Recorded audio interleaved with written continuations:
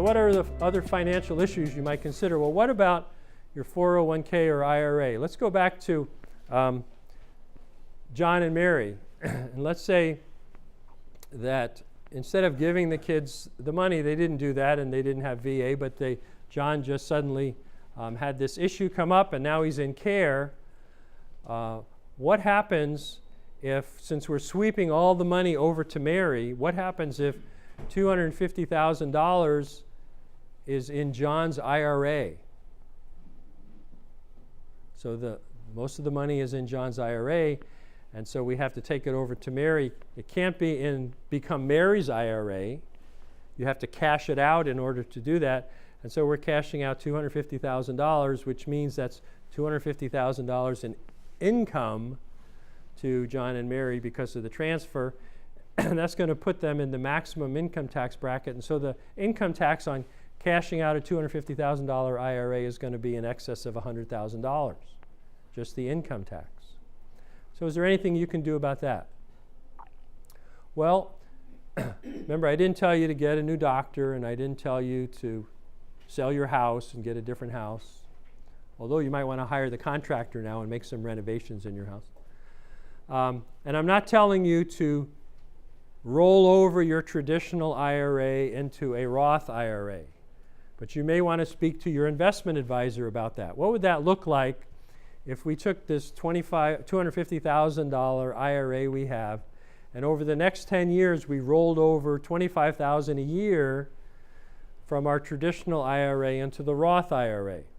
Okay, what you're doing is you're just positioning that account in such a way so that if you found yourself on an accidental safari, that the well spouse could sweep that money over all at once without having a huge tax bill, without having the tax consequence be in the maximum 37% tax rate. Maybe you could do it at $25,000 a year in the 20% tax bracket or the 22%. You might be saving about half of the taxes if you were doing it over years.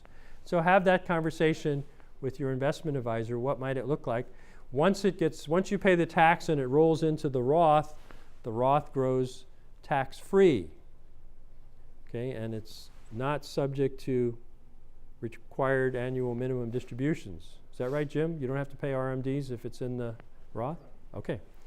So you might think about that, have the discussion with that, so that, again, what are you doing? You're just positioning yourself. And you say, well, what about that tax? If I don't take it out at all, the tax, it's just deferred to later in the future.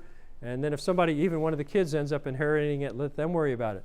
But the benefit is if it rolls over into, you pay the tax, you have less money now growing in your Roth IRA than you had in your traditional IRA, but it's growing tax-free and you don't have to pay the tax when you take it out. So if John did that, and then John got sick, and Mary had to roll the whole IRA, Roth IRA over, she could take all those funds out at once and not have to pay any tax at that time.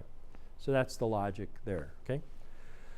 And what about annuities? So a lot of folks these days are investing in annuities because you get a little tiny bit more than you're not getting in CDs, and annuities are insured. They're not guaranteed. And you can correct me anytime here, Jim, if I'm saying anything wrong. I think this is pretty correct. Most annuities these days, I think, have a clause that allows you to withdraw all the money for medical emergency safaris. And so if a medical emergency comes up, there usually isn't going to be a penalty. But traditionally, annuities are set up so that they provide this incentive to you to keep the money in the annuity. So you buy an annuity and you have a little buyer's remorse. And you say, oh, I probably shouldn't have done that. Maybe I want to take the money out.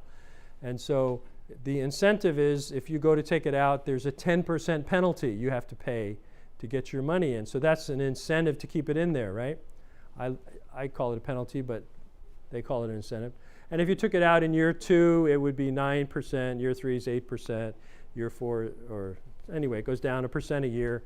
And then if it's been there 10 years, then they figure, well, you're going to maximize the benefit of the annuity, so it's okay for you to start taking money out.